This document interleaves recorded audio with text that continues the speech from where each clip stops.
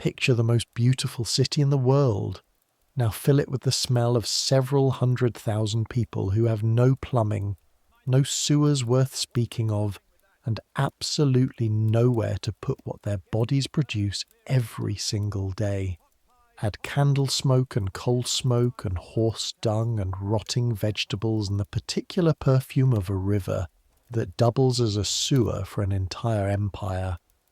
Add narrow streets where the sun never quite reaches the ground, and buildings that lean toward each other overhead like old men sharing a secret, and the constant rain of slop water flung from upper floor windows by people who couldn't be bothered to walk downstairs. That's London, 1731, the greatest city on earth, the centre of an empire that stretches around the globe, a city of cathedrals and coffee houses and theatres and stock markets and print shops, publishing the most dangerous ideas in the world. Also, a city sitting directly on top of several 100,000 cesspits. And someone has to empty those pits. That's you. Not tonight. Not right now. Right now you're asleep. And that's important, because you're going to need it. You sleep during the day in 1731 London, because your working hours are midnight to dawn, 6 nights out of 7, in the coldest and darkest and most honest hours the city has to offer. You sleep while everyone else is buying and selling and arguing and praying. You work while everyone else is sleeping. You're a night soil man, a gong farmer, a necessary man if people are feeling polite, which they usually aren't. You touch the thing that keeps this civilization running. And nobody wants to look at you while you do it. I make these history stories, and honestly, half my listeners are probably asleep by the time I get to the interesting part, which is fine, that's the point. But I'll tell you this, if you've ever complained about your job, wait until you hear what this one actually involved. The smell alone would have made most modern people quit in the first 45 seconds. We're not going back as tourists. We're not going to stand at a polite distance and observe. We're going into the pit, into the darkness, into the one part of 1700s London that nobody painted pictures of, nobody wrote poems about, and nobody talked about at dinner parties, unless they absolutely had to. Get comfortable. Here we go. Your first memory is the smell. Not a memory from today. A memory from 3 months ago, the morning you arrived at the yard on Dead Man's Lane in Suffolk, south of the river, with a letter of introduction from your uncle and absolutely no idea what you were getting yourself into. Your uncle had been vague about the specifics. Honest work, he'd said, which in your experience meant work that nobody else wanted. Good wages for the hours, he'd said, which meant the hours were terrible. Steady employment, he'd said, which meant the job existed because it could never go away. Because human beings would never stop needing it done. He hadn't mentioned the smell. You smelled the yard before you saw it. Half a street away, maybe more. A smell that hit you like a physical thing, like a hand pressed over your face, thick and warm and containing every unpleasant truth about the human body all at once. You stood on the pavement and thought very seriously about turning around. You didn't turn around, partly because you needed the money, partly because your uncle had put himself out to get you this introduction, and you couldn't go back to him and explain that you'd failed before you'd even knocked on the door. And partly, you'll admit this now, 3 months later, lying in the narrow bunk in the corner of the yard sleeping room waiting for midnight, partly because you were 20 years old and from a village in Hertfordshire where nobody had ever offered you steady work doing anything, and you were stupid enough to think that the worst thing that could happen was staying where you were. You were not wrong about that exactly. You were just not fully right about what the alternative looked like. The yard is quiet in the early evening. Quiet is the wrong word. The yard is never quiet. London is never quiet. But there's a particular quality to the noise in the hours before midnight, when the day workers have gone home and the night workers haven't started yet. The horses are in their stalls, 4 of them, big animals, broad-chested, built for pulling. Their names are Solomon, Mercy, Black Tom, and 4th one. The other men call the bishop because he has a way of looking at you that suggests profound moral disappointment. The carts are lined up in the yard. Long, enclosed wooden barrels mounted on wheels, sealed with pitch so they don't leak. They look, from the outside, like nothing in particular. Like barrels for transporting wine or ale or salted fish. They're not for wine. You've learned to smell the difference. This is one of the things that changes you in this job. You start to smell everything differently.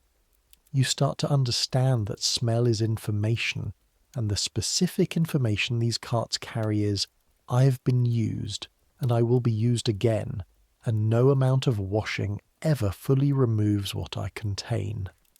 3 months in, and your sense of smell has not gone away.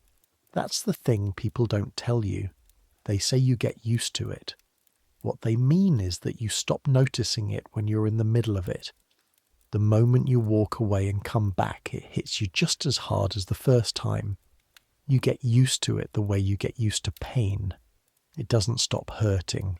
You just stop expecting it not to hurt. Midnight arrives with the bells. Not just one church. Dozens. You've learnt to count them by now. The deep boom of St. Saviour's nearest. Then the higher pitch of St. George the Martyr.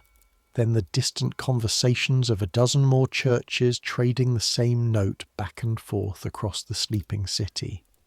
By the time the last bell fades, you're already on your feet. The sleeping room is small and low-ceilinged.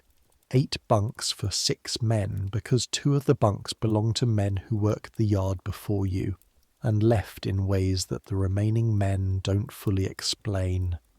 You've learned not to ask.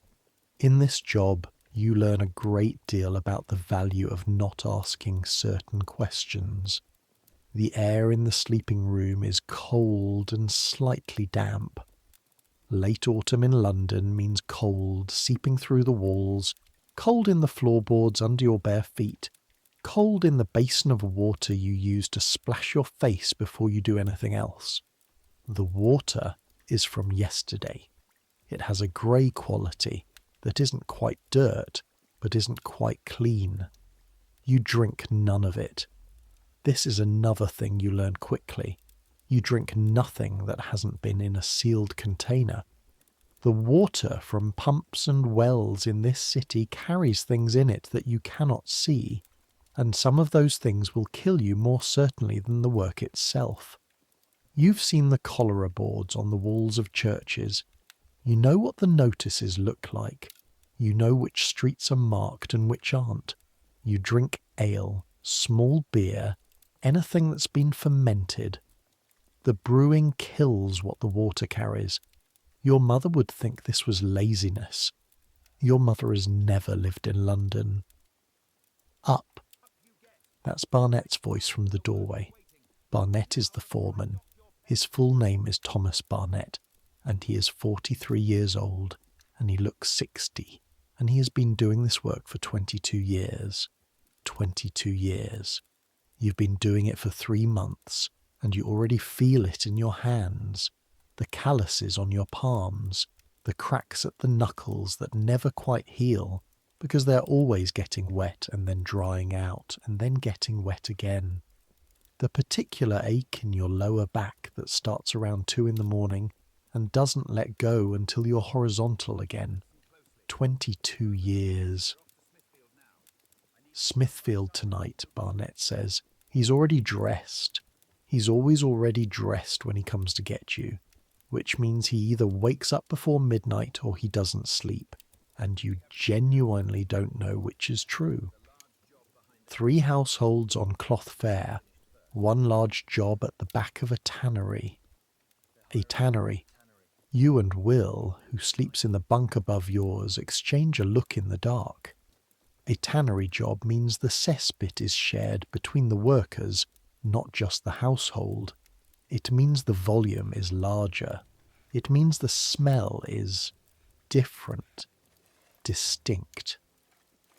A tannery uses urine in the curing process for the hides, which means the pit beneath the tannery contains not just the usual human contribution, but also the accumulated liquid waste of the entire tanning operation. You've done tannery pits before. You know what it means. Will's look says, wonderful. You pull on your clothes without lighting a candle. You've done this enough times now that you can dress in the dark. Rough wool breeches, a thick shirt older than you are, that was once the property of a man named Fletcher who worked the yard before you and is no longer working anywhere. Barnett gave it to you in your first week with no explanation, and you didn't ask for one. A leather jerkin over the shirt. Boots that have been patched so many times the original leather is more memory than material. And then the outer garment that defines the job. A smock made of oilcloth. Long, reaching to your knees, tied at the waist with a rope. It's meant to keep the worst of the splashing off your body. It achieves this approximately 60% of the time. The other 40% is why you own 3 shirts and only ever wash them in the yard's own bucket, never at the public pump where other people would have to stand downstream. The yard at midnight is its own world. Lanterns hung on iron hooks at the corners of the building. The horses stamping and shifting in their stalls, already knowing what midnight means. The smell of the yard itself, which is many things layered on top of each other. Horse, hay, the particular sweetness of fresh sawdust that Barnett puts down every morning, and underneath it all the permanent background note of the work itself, absorbed into the wood of the carts and the stones of the walls and the very air of the place. There are 5 of you tonight. Barnett and his second, a man called Old George, who is perhaps 55 and perhaps 70, and refuses to clarify. Then you and Will, the 2 youngest, and a 5th man, newer than you, whose name is Robert, but who everyone calls Rabbit because of the way he flinches when things drop. Rabbit has been here 6 weeks. He's still in the phase where the smell makes him retch. You went through that phase. You came out the other side. You're not sure Rabbit is going to make it to the other side. You watch him now in the yard light, tightening the straps on his oilcloth with the slightly desperate focus of a man who is using mechanical tasks to avoid thinking about what comes next. You remember being that man. You remember standing in this same yard on your first night thinking, I can leave right now. I can walk back across the bridge and go back to my uncle and tell him I tried. I can find different work, any different work, even the workhouse, even the river trade, which is dangerous in its own ways.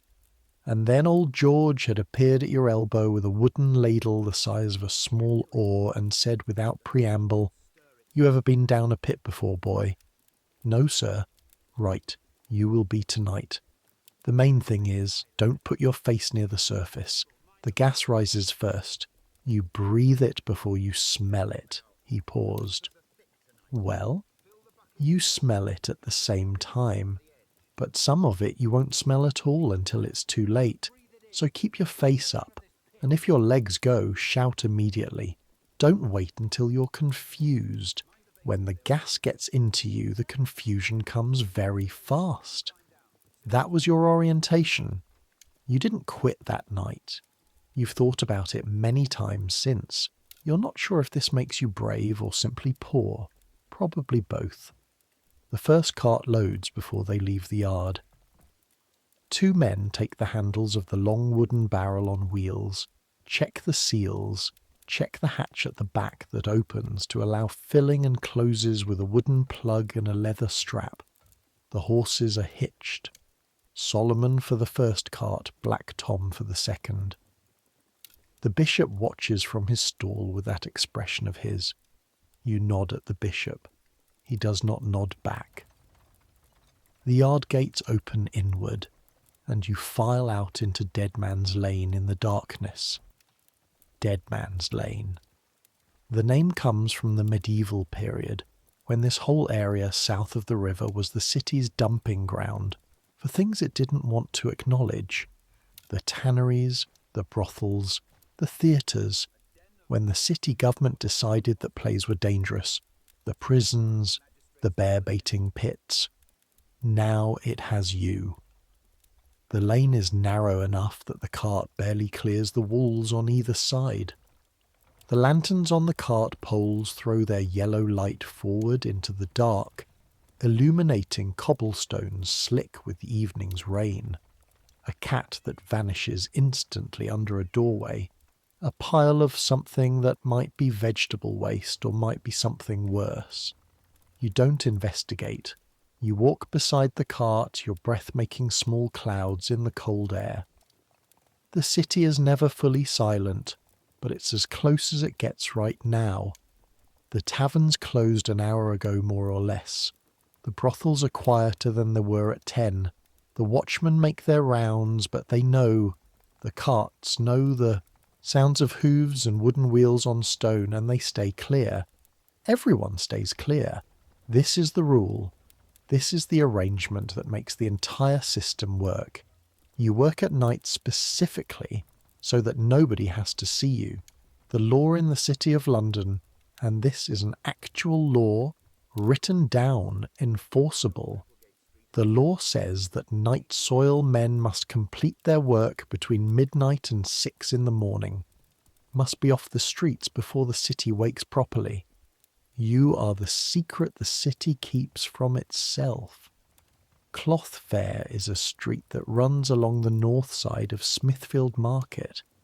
During the day it smells of cattle and sheep and the iron-rich thickness of a market where animals are bought and sold and occasionally slaughtered on the spot.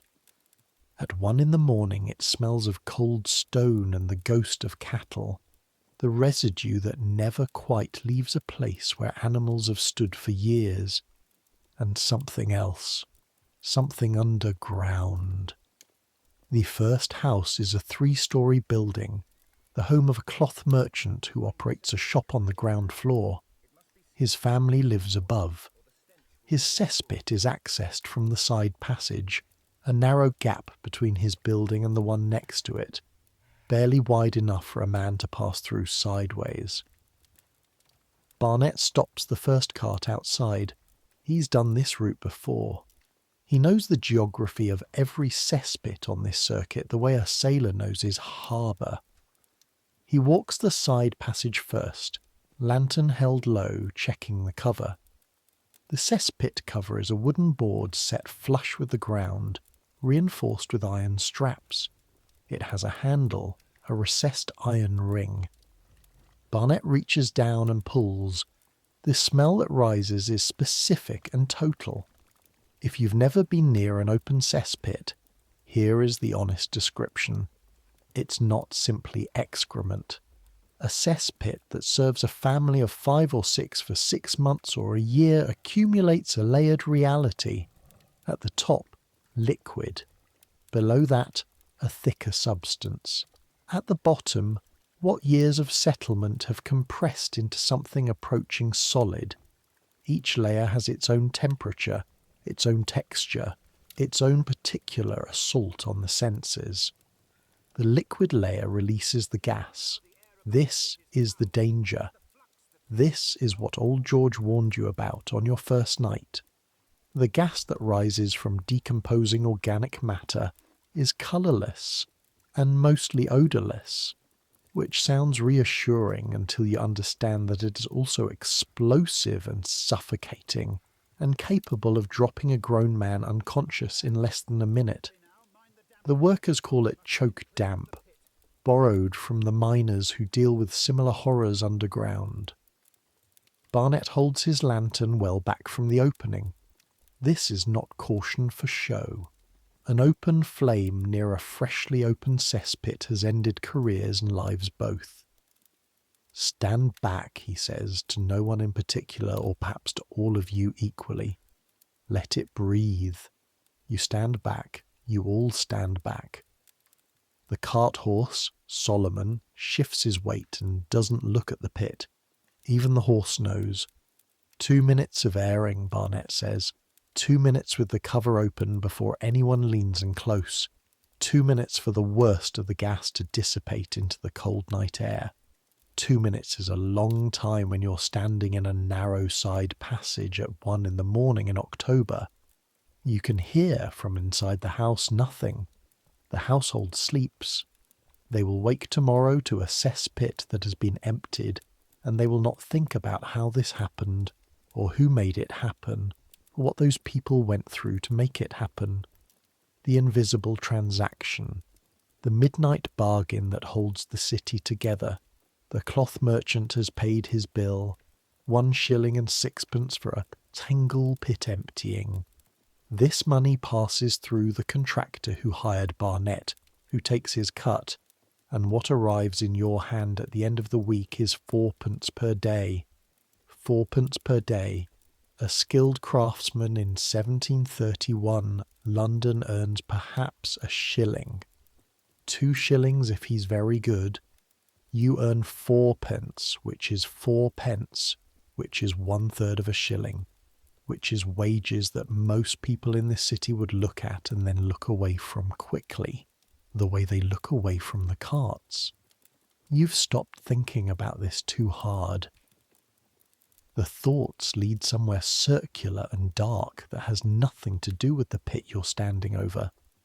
Right, says Barnett. Will, you're down first. Down first. This is the part that nobody outside the trade understands, because nobody outside the trade thinks about it. They imagine, if they imagine it at all, that this work is done from above. Long-handled tools, a bucket on a rope, a polite distance maintained between the man and the material. It is not always done from above. The pit beneath the cloth merchant's house is approximately 4 feet wide and 6 feet deep, which is a medium-sized pit by the standards of this city. The pits under grander houses can be larger. The pits under poorer houses, the ones that serve not 1 family but 8 or 10, shared between an entire tenement building, can be extraordinary in their scope and their misery. 4 feet wide and 6 feet deep. Will is 22 years old. He is 5 feet and 8 inches tall, which means that at the bottom of this pit his head would be level with the edge. He would be able, theoretically, to pull himself out. Theoretically. Will takes his ladle, the long-handled wooden scoop, 3 feet of handle with a tin cup at the end that holds perhaps a quart of liquid, and lowers himself down the wooden rung set into the brick wall of the pit. You hold the lantern at the edge, angled carefully, not too close. The sound of Will descending is the sound of boots on wet wood, and the particular liquid noise of a body entering a confined space that has been sealed for months. You don't look down. You've been down yourself. You know what it looks like from the bottom.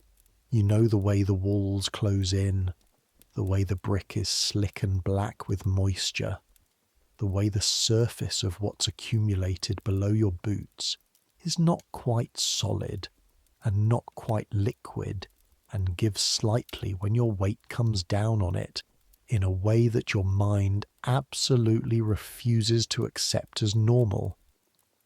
Will begins to fill the bucket. The arrangement is this. Will ladles from below. He fills the large leather bucket that hangs on a rope over the pit edge. You haul the bucket up, hand it to Rabbit, who carries it to the cart and tips it in. Then the bucket comes back down and the cycle repeats. It takes approximately 40 passes of the bucket to empty a medium pit. You begin to haul. The bucket is heavy. Even the first pull, when the pit is full and the material is mostly liquid, is heavier than you'd expect. Water is heavy. What's in the pit is heavier than water. Your arms and shoulders have learned this, the way they've learned everything about this job, by doing it until it hurt, and then doing it again until the hurt became normal. The rope is thick, rougher than a ship's rope, treated to resist the moisture. Even so, after an hour of hauling, the rope has left new marks on your palms over the old marks, red lines pressed into the calluses, and the muscles in your forearms are burning in the specific way that says they'll be sore tomorrow. Tomorrow you'll sleep, then you'll get up at midnight and do it again. Bucket up. Rabbit takes it, walks to the cart, tips it in.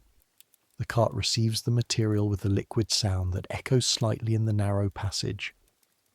Bucket back, down to Will. Wait for the splash scrape of the ladle working below. Bucket up. The cold doesn't help. In summer, the smell is worse. Heat makes it more aggressive, more present, but the cold makes the physical work harder. Your fingers stiffen. The rope rasps against numb palms. Each exhale is a small cloud that disappears in the dark. Somewhere above your head, the cloth merchant sleeps in his bed. Somewhere above you, his wife turns over in her sleep and doesn't wake. His children sleep in a room that smells of beeswax candles and wool blankets, and maybe a coal fire banked low. You haul the bucket up for the 19th time and pass it to Rabbit and don't think about this. Gas, Will's voice from below. It's a single word said with a particular flatness that you've learned means, take it seriously immediately. You lean back from the edge. How bad? Getting thick. I can feel it. Barnett is already moving. He appears at the side passage entrance, having heard it from where he stood by the cart. He doesn't run. Running near an open pit is one of the ways people die. He moves quickly and carefully, which is its own kind of urgency. Will, come up. A pause. The sound of movement below. Then Will's hands on the top rungs, then his face appearing over the edge, and you grab his forearm and pull, and he comes up in one motion and sits on the ground beside the pit opening, breathing in careful, deliberate breaths. Head feel clear? Barnett asks. Getting there. Sit still. You move away. From the edge. Barnett replaces the cover, not fully, just angled so the air can move, but the opening is partially blocked. This creates a draft. The gas has somewhere to go now, a direction to travel. The trick is patience. The trick is always patience in this job. You cannot rush a pit that needs airing. You cannot rush a gas pocket that needs to dissipate. You cannot rush any of the physical realities that this work is built on. The men who rush are the men who end up being scraped out of the bottom of a pit by their colleagues. And this has happened, is happening somewhere in this city on a schedule that nobody tracks officially, because nobody officially wants to know. You know, the men in the trade know. The knowledge passes from the ones who've been here longer to the ones who are newer, handed down like the oilcloth smocks and the long wooden ladles and the specific vocabulary. Choke damp, gong, the necessary trade. Words that describe a world that exists underneath the city's idea of itself. Will is sitting with his back against the side passage wall, eyes closed, breathing. He looks fine. He'll be fine. This is not his first time. 10 minutes, Barnett says to no one in particular. You wait. There's a particular quality to waiting in a city at 1:30 in the morning. The sounds you hear are not the sounds you'd hear during the day. No market vendors, no carriage wheels on the better streets, no church bells for a while. Instead, a dog, somewhere, 3 streets away. The distant sound of a watchman's staff on the pavement, the rhythmic knock that says, "I'm here, I'm watching, keep your crimes quiet." A shout, very far away. Could be anything. A drunk, a fight, someone falling. You've learned to classify by duration. A shout that stops means someone startled or injured. A shout that continues means a problem that might involve the watch. This one stops. The horses shift in the street.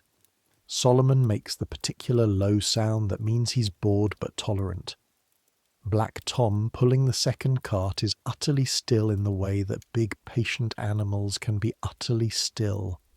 A stillness so complete it's almost like watching a piece of furniture.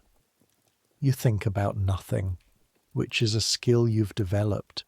The ability to stand in a cold side passage next to an open cesspit at 1:30 in the morning and simply not think.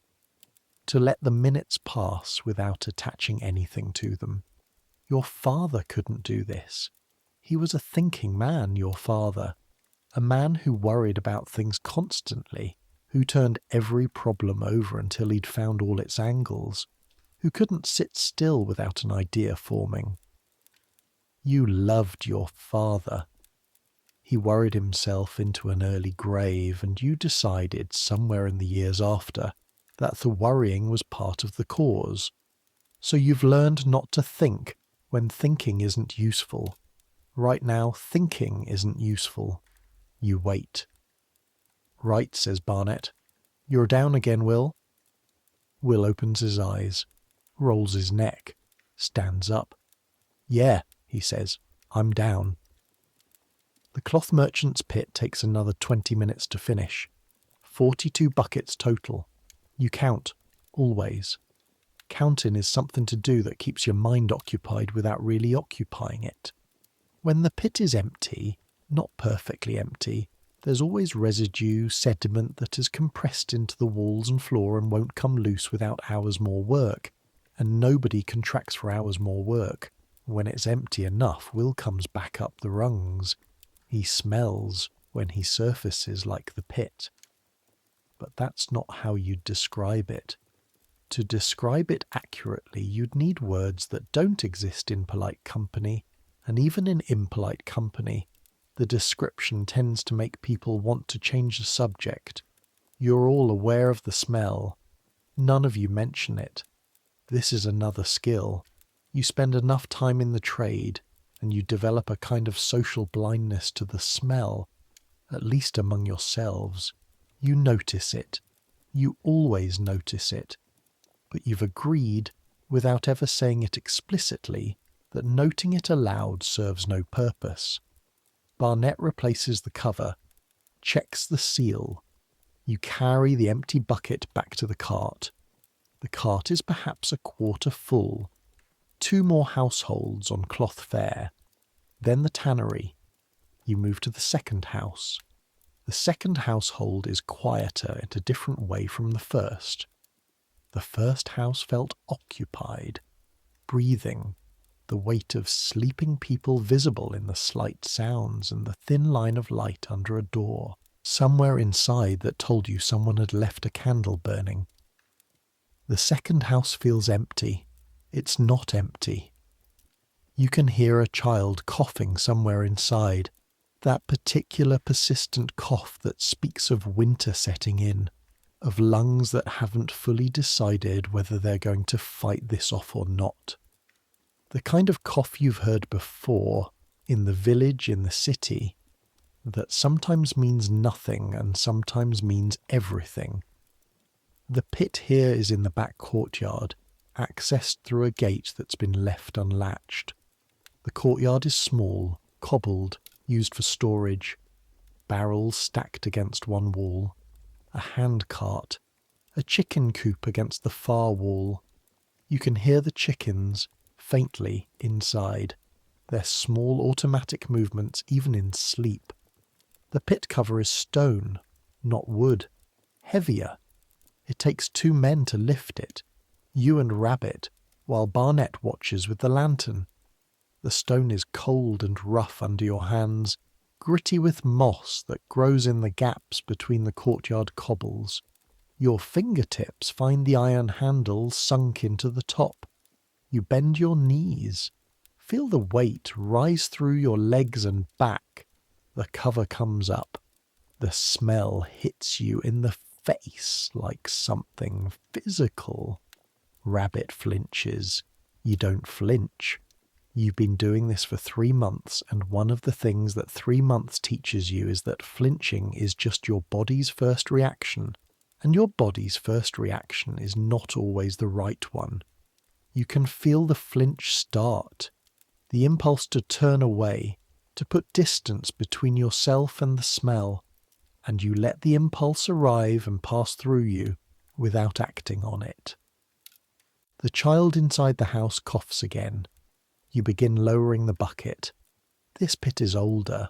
The walls are brick, but some of the bricks have shifted, pushed by frost or subsidence, or simply the slow settling of the earth over decades.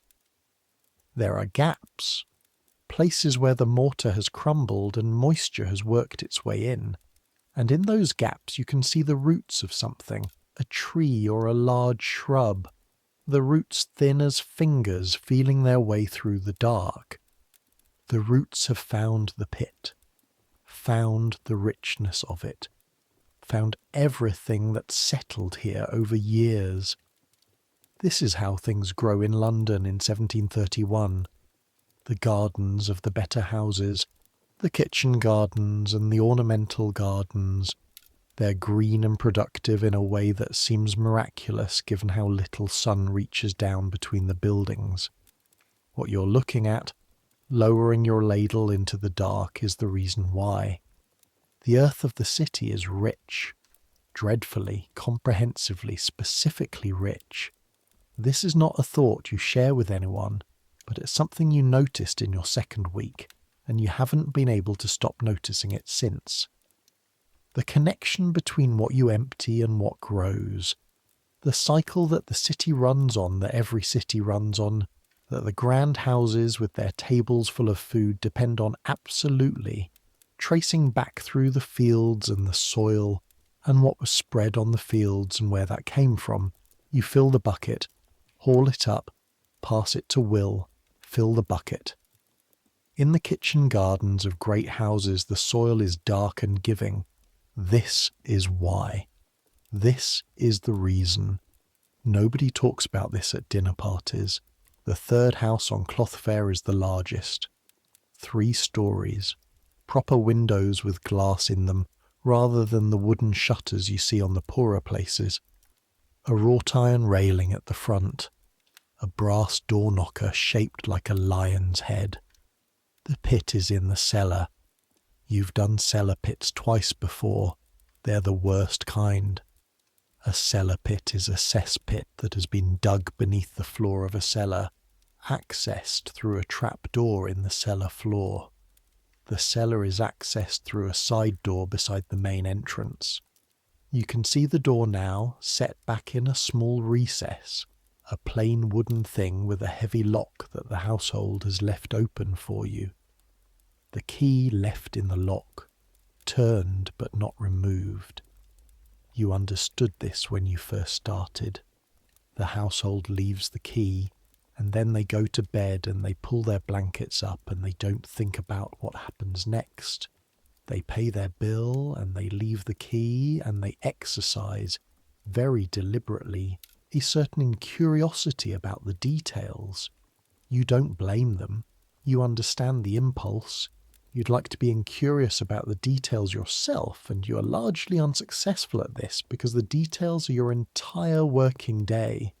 The cellar smells of damp stone and old wood, and the particular cold underground smell that all cellars share, and then also the other smell, the one that's been building in the pit below for however long since the last emptying, which you can't be sure of but judge from the volume to be approximately 8 months. 8 months of a household's contribution. The trapdoor requires a tool to open, a hooked rod that fits into a ring in the trap and levers it up. Barnet has several of these, custom made by a blacksmith who does a certain amount of work for the trade, and has the particular gift of not asking questions.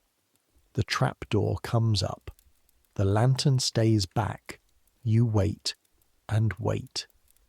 And in the dark of the cellar, with the gas rising from the pit below the trapdoor, and the sound of the house breathing somewhere overhead, you feel, as you feel every night at some point, the particular intimacy of this work.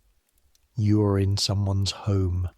You are in the part of their home that they consider most private, most hidden, most not for visitors. You're in the space beneath their daily life, literally beneath the floors they walk on, and the rooms they live in, and the life they consider their real life.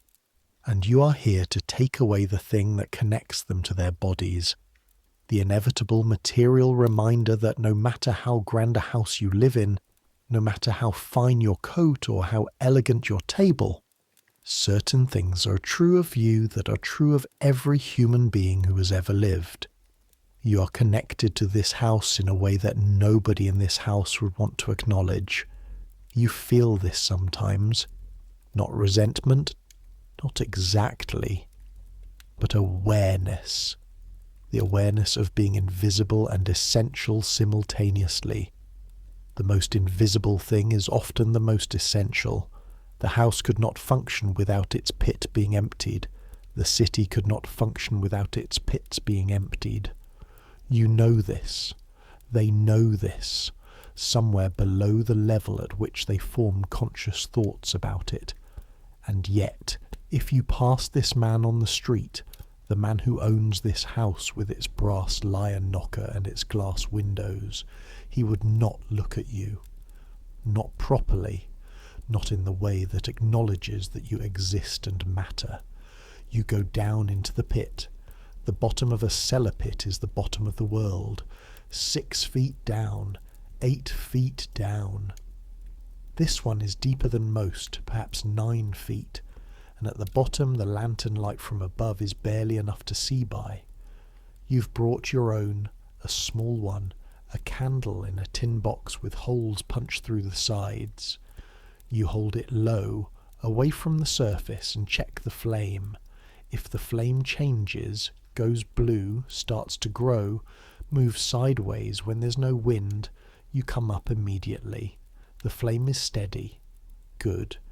The bottom of the pit is not solid. You knew this. Your boots sink into the material at the edges, where it's been accumulating longest. You learn to stand at the centre, on the compressed sediment, where your weight is most stable. The walls here are old brick, genuinely old, going back perhaps 60 or 70 years to when this house was built. Somebody laid these bricks, and someone before them dug this pit, and back behind that is the whole chain of human habitation of this particular spot of ground, each generation solving the same problem in roughly the same way. A cesspit, a hole in the ground. The solution to an inescapable problem. At the very bottom of the chain of civilization, a hole in the ground. You begin to work. The ladle scrapes along the bottom, cutting through the dense lower layers, lifting what you can lift. The bucket comes down from above. Will and Rabbit are on the rope tonight, Barnet supervising from the cellar floor. You fill the bucket, hall signal, 2 tugs on the rope. Bucket rises. You fill the bucket again. Your back begins to ache at the 3rd fill, which is faster than usual, and you rotate your shoulders in the narrow space and keep working. The ache is familiar enough that you barely register it as separate from the work. The ache is just the work in a different form. The candle flame is steady. You fill the bucket. There is a rhythm to the work that, after 3 months, your body knows without your mind having to supervise it. The scoop, the scrape, the lift, the tip, the signal, the weight, the scoop again. In this rhythm, in the dark and the cold and the smell, you sometimes stop being present in the way that daytime people are present, aware of context, aware of audience, aware of the story. They're telling themselves about who they are and what they're doing. In the pit, there's no story. There's just the work. You scoop. Somewhere above you, somewhere in the layers of brick and mortar and wood, a clock strikes 2. The sound comes through the walls muffled, like a sound heard underwater. You don't count the strikes. The time is 2 o'clock more or less, and this fact changes nothing about the rhythm. Scoop. The brick wall nearest you has something growing on it. Not a plant, something simpler. A dark film, a biological community that thrives in this environment. Darkness, moisture, the richest possible substrate. You've seen it in other pits. This one has it thick, almost furry, almost soft-looking, and you don't touch it with your bare hand. You learned this on your second pit. Scoop. The bucket takes its 25th load of the night. Your arms are burning now. Not the early burning that says warm up, more the deeper burning that says you've been at this a while, and the muscle fibres are talking to you, telling you something your father always said about the honesty of physical work. It can't lie to you. You always know exactly how much you've done, because you can feel every pound of it. 2 tugs, bucket rises. You do the cellar pit in 40 minutes, 47 buckets. You come up the rungs on the last pass and stand in the cellar breathing carefully, your lungs glad of the slightly less bad air. Old George is waiting by the trapdoor with a bucket of water. Plain cold water from the yard's supply brought in the second cart, and you take the tin cup he offers and drink half of it and pour the rest over your hands, scrubbing them together, the water immediately going dark. This is what passes for hygiene in the trade. Not clean, never clean, but cleaner than before. Good speed, old George says. This is high praise from old George, who has the vocabulary of a man who decided somewhere in his 40s that words were largely unnecessary. Deep pit, you say. Aye. He takes the cup back. You pull the trapdoor shut and replace the rod in its hook by the door. Somewhere above you, the house sleeps on. The street outside Cloth Fair is quieter now than when you arrived. 2:30 in the morning has a particular stillness that even London can achieve. Not silence, never silence, but a slowing, a reduced tempo. The city breathing more deeply. The cart is perhaps 3/4 full. Solomon has not moved from where he was left. He watches you emerge from the side door with the equanimity of a horse who has done this many times and has achieved, through repetition, a kind of professional serenity. You pat his neck. He allows this. Tannery next, says Barnett, already walking. You walk. The tannery is in a court behind St. Bartholomew's, tucked into the warren of small streets and workshops that crowd around the church and the hospital. You can smell it from 2 streets away. And when I say you can smell it, I need you to understand what a tannery smells like in 1731 London, because it's not a simple smell. It's not even a simple bad smell.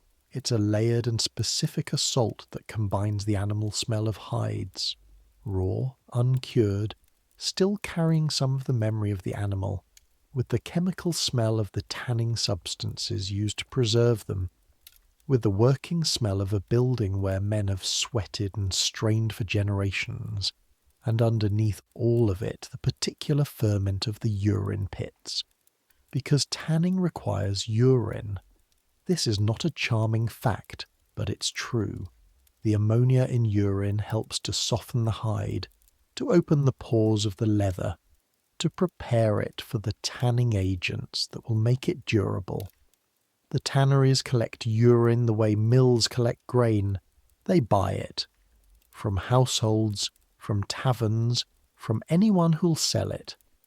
There are people in this city whose sole occupation is collecting urine. You've never met any of them, but you think about them sometimes. You wonder if they think about you. The tannery's pit is in a yard behind the main building. The yard is paved with stone worn smooth by decades of cartwheels, and it smells of the accumulated work of the place. The lime pits where the hides go first, the urine pits, the oak bark tanks where the actual tanning happens. Everything has soaked into the stone. The pit is large, larger than the cesspits of private houses. It serves the workers of the tannery as well as the operations of the trade itself, and the man who contracted for its emptying, a Mr. Hollis, according to Barnett's ledger, who Barnett describes as a man who negotiates hard and pays on time, which is the best you can say about anyone in this trade. Mr. Hollis has arranged the job for 4 in the morning specifically so that the yard is empty. The tannery workers start at 5. You have 1 hour. Barnett looks at the sky, checks the position of the stars, makes the particular face that means he's calculating. We'll need all 5, he says. 2 down, 3 hauling. 2 down. That means you and Will. You and Will look at each other. Will shrugs. He's been in the trade longer than you. Shrugging is his primary mode of communication about anything that doesn't require a verbal response. You nod. The pit cover here is iron, not wood or stone. Heavy. It comes up with a sound like something final, like a door closing, and the smell that rises is different from the household pits. Layered with the chemistry of the tannery, with ammonia and the compounds that come from hide and lime and bark and years of this particular combination of materials. Your eyes water. Your eyes always water at this point in the night. Rabbit's eyes water constantly, which is one of the reasons for the nickname. Your own eyes produce tears without your involvement. A physical response your face has learned to simply manage without involving the rest of you. You wipe your eyes on your sleeve. You go down. The tannery pit at the bottom is different, wider than the household pits, which means there's more room to move, which should be an improvement. But wider also means the surface area is larger, which means the gas situation is more complex, which means Barnett calls down to check on you more often, and means the candle flame requires constant attention. The flame is steady. You work. Will works beside you, on the opposite side of the pit, the two of you developing a rhythm that doesn't require words. He scoops. You signal. You scoop. He signals. The buckets come down in a kind of loose alternation, managed from above by Barnett and old George and Rabbit, who has, in the last hour, been getting slightly better at not flinching. 3 o'clock. The tannery pit gives up its contents by the bucket. It's resistant. The lower layers here are denser, more compacted, the years pressing everything down. The ladle scrapes and sticks, and you have to use the handle as a lever sometimes, working it back and forth to free a particularly stubborn mass. Your lower back has moved past burning into something more specific, a tightness along the left side of your spine that you've had before and know will be gone by tomorrow afternoon. Your hands inside the leather gloves, you wear gloves in the deeper pits, thicker ones, are soaked in their own sweat, the gloves holding the moisture against your skin, and you've been in them long enough that the sweat has gone cold. Cold, wet hands inside thick gloves, working a ladle against a resistant substrate at the bottom of a 9-foot pit at 3 a.m. You earn 4p a day. You scoop. The tannery pit throws a problem at you at 3:20. Will, working his side, suddenly says, "Stop." You stop. Gas. Moving. You can feel it. Not through your nose, not yet, but in the way your eyes respond. A slight stinging. A sense of something changing in the air. The candle flame hasn't moved, but there's a shift in the atmosphere of the pit that you've learned to recognise the way a sailor learns to read the colour of the sky. Up, you say. You both go up. You come out of the pit faster than is ideal. Your boot slips on the second to last rung, and you grab the edge of the pit wall with your gloved hand and catch yourself. And then you're up on the yard stones, sitting back, and Barnett has the iron cover over the pit opening before you've finished catching your breath. Bad? He asks. Not terrible, but moving. 1/4 hour. You sit on the cold stones of the tannery yard. Around you, the smells of the trade. Above you, the sky beginning, just barely, just at the edges of thought. To think about not being quite as dark as it was. Not yet. But the possibility of not dark. Beginning. 3:30 a.m. in October in London. Tell me something, Will says. This is a thing you do. A tradition established in your first week, half accidentally. When you have to wait, when the gas is moving or the ropes need re-rigging or a cover is stuck and you're waiting for old George's tools, you tell each other things. Facts, stories, things you heard or read or were told. It passes the time. It keeps you present. It keeps you from going somewhere inside your head that becomes difficult to exit. Plague pits, you say. Again? Will looks pained. Different angle. Did you know they built a church on top of one? St. Martin's. There's 40 feet of ground between the church floor and the mass grave underneath. When they were laying the foundations for the new building, they broke through into the pit. You pause. Said the smell was considerable.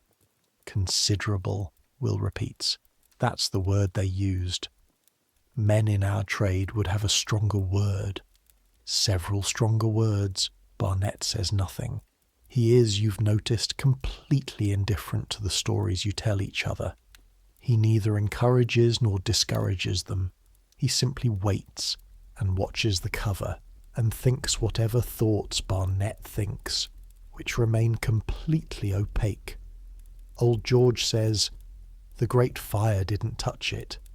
Everyone looks at him. Old George doesn't often offer things unprompted. Which one, you ask? St. Martin's, built before the fire, survived it. All those houses burning, all that stone melting, and the church sat there, and the plague pit under it sat there, and nothing touched either of them. He pauses. Funny, the things that survive. Nobody has anything to add to this. You wait another 8 minutes. Right, says Barnett. You go back down. The tannery pit is finished by 4:15. 63 buckets. Your back is speaking to you with considerable urgency now, and your hands, when you strip the gloves off in the yard, are the colour of a boiled lobster, red from the cold and the wet, the skin of your palms beginning to crack at the knuckles where the old cracks haven't fully healed. You flex your fingers. They respond slowly, reluctantly. You're 20 years old and your hands look 45. This is not self-pity. This is just information. The cart is full. Not overflowing. They seal it properly before that point, but full enough that you can feel the weight of it in the way the cart sits, slightly lower than usual, the wheels pressing more firmly into the stone. Solomon, hitched to the full cart now, tosses his head once in acknowledgement of the additional load and then settles into work. The bishop eyes the cart from where he stands, still unhitched, still waiting for whatever task Barnet has planned for him. You walk beside the loaded cart as it moves through the pre-dawn streets toward the river. The route to the dump runs south through the Suffolk streets and down to the Thames at Horsley Down, where a section of the bank has been designated, again by law, again by the particular logic of a city that prefers to organise its unpleasantness geographically, as a discharge point for night soil. Other cities have other arrangements. Paris, you've heard, has a system of underground culverts that move the material directly to the river. London has never quite organised itself to this level of infrastructure. London prefers the ad hoc solution, the arrangement that emerges from practice rather than plan, the system that works because people have been doing it this way for long enough that doing it differently feels like an imposition. So, horse, cart, 4:15 in the morning, the loaded cart rolling through Suffolk toward the river. The streets are not empty. London at 4:15 has its own population. The early bakers are already at their ovens. You can smell it. The remarkable contrast of bread baking against the background of everything else.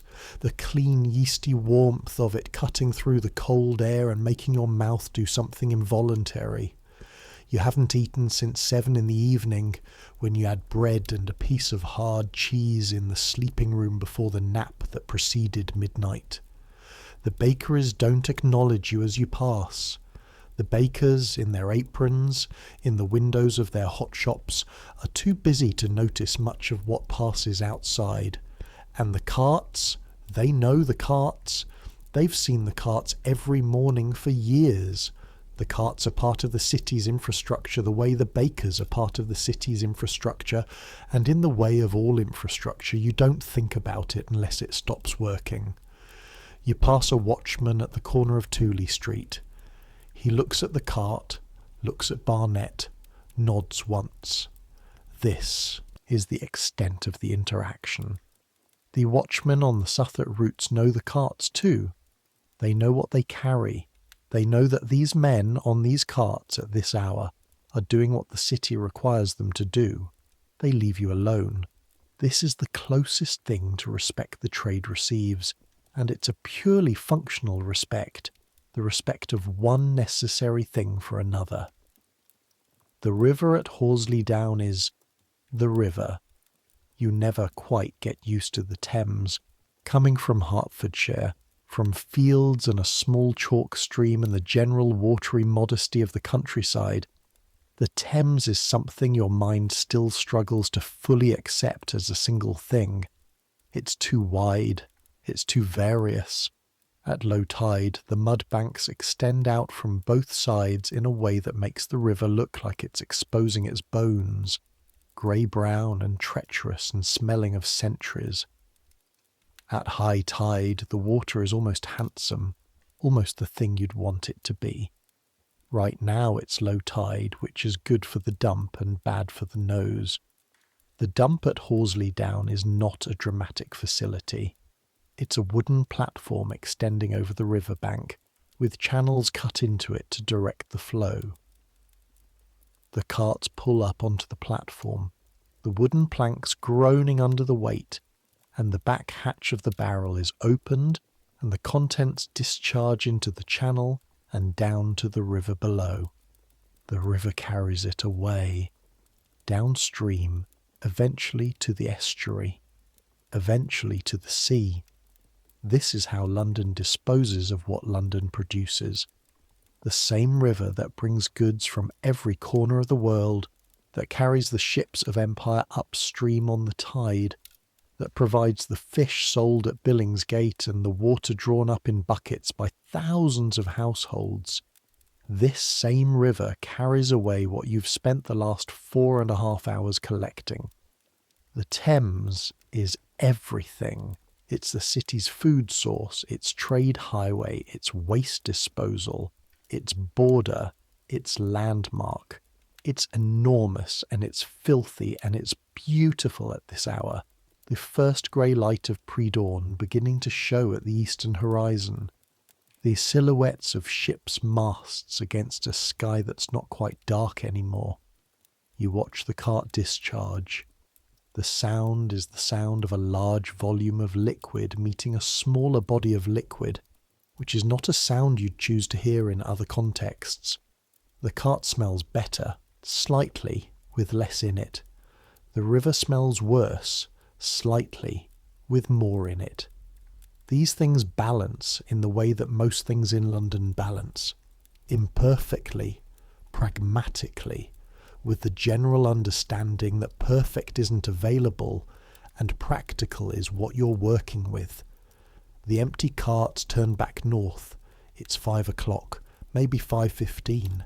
The city is waking up, not all at once, not like a switch being thrown, but sequentially the way a piece of music begins, different instruments coming in at different points. The bakers have been up for hours, but now the market porters begin to move towards Smithfield, where you were 2 hours ago, the early arrivals who'll claim the best positions in the market. The fishwives heading down to Billingsgate, the earliest of the street vendors, the ones who sell milk fresh from the cow, who actually bring the cow to certain corners and milk it there in front of customers, a practice that seems implausible to you, even having witnessed it several times. The city is waking up, and as it wakes, you are required, by law, and by practice, and by the general unspoken agreement that makes the whole arrangement function, to be off the streets. Not invisible yet, but becoming invisible. You walk beside the empty cart, the lighter load making Solomon's steps more energetic than an hour ago. The dawn light is coming in from the east, catching the tops of the taller buildings first, lighting their upper stories in a pale grey that gradually brightens towards something approaching white. A woman in a first-floor window appears in a nightcap, pulling her shutters open. She glances down at the street, sees the cart, doesn't register it consciously. This is how invisibility works. Not that people can't see you, but that they've agreed, collectively, not to.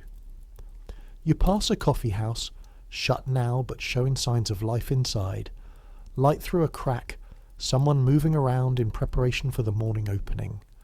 In another hour the first customers will come, the men who live nearby and use the coffee house the way other men use a kitchen, as the place where their morning happens. They'll read the newspapers, they'll talk about trade, they'll hear news from ships newly arrived in the harbour, they'll drink coffee that costs more than you earn in half a day. You don't resent this specifically. Resentment is expensive, and you can't afford it.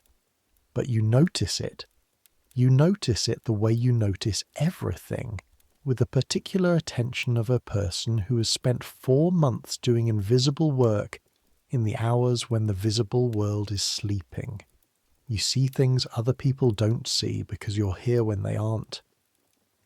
The yard at Dead Man's Lane receives you at 5:30. The gates open, the carts pull in, the horses are unhitched. This is the moment Solomon shows emotion, turning his big head toward the stable with something that might be called eagerness if you're charitable, or professionalism if you're not. The clean down takes half an hour. The carts have to be washed. This is done with river water in a large trough in one corner of the yard, using long-handled brushes and a lime-based compound that Barnett makes himself from a recipe he's held for 20 years. The inside of the barrels, the outside, the hatches and seals. You do this after every job, every night. The brushing and the washing and the lime compound, and then the cart sits in the yard with its hatch open to dry and air. Your own equipment likewise.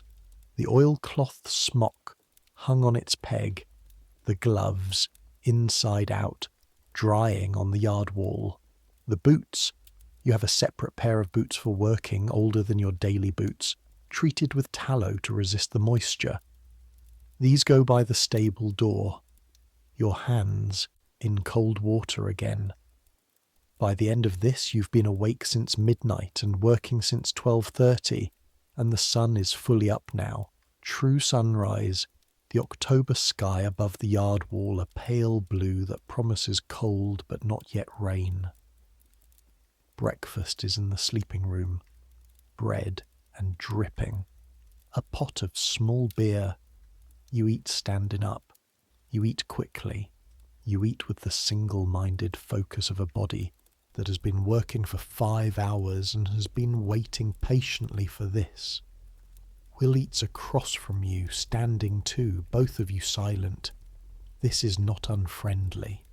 This is simply the particular silence of people who have worked together for hours in conditions that make small talk feel inadequate, and who understand that some states of being communicate better through the absence of words. Rabbit sits on a stool.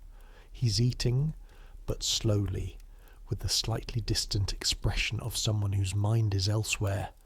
You know where it is. You know because yours was there too in the first weeks. He's doing the accounting, the cost-benefit analysis, the calculation of what this job gives and what it takes, and whether those numbers balance. You finished that calculation a while ago. You know what it came out to. You haven't quit. That's the answer.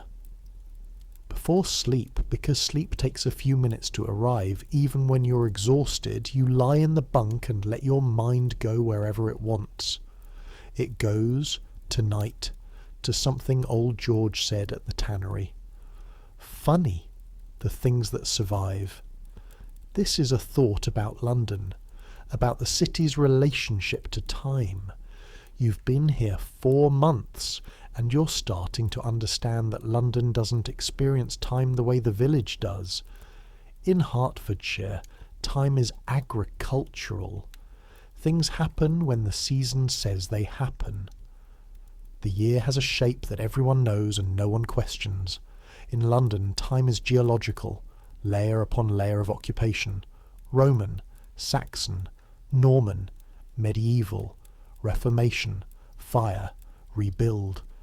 The city eating itself and rebuilding and eating itself again, always keeping the basic structure, the river, the hills, the bridge at the same crossing point, while everything on top of it changes.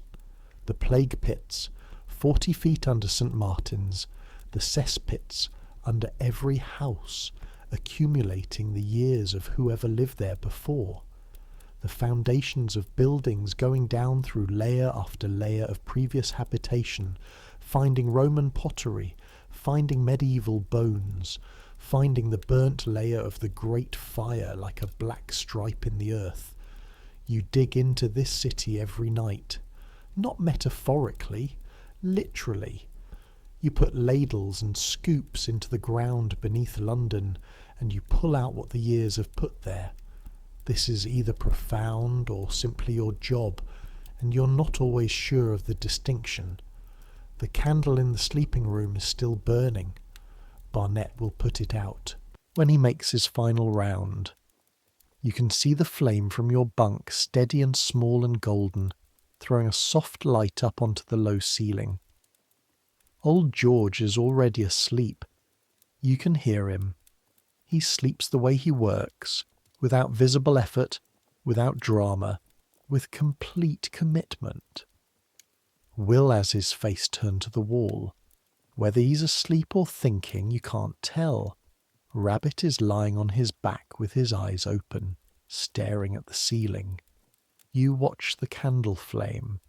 The London you work in is not the London people write about.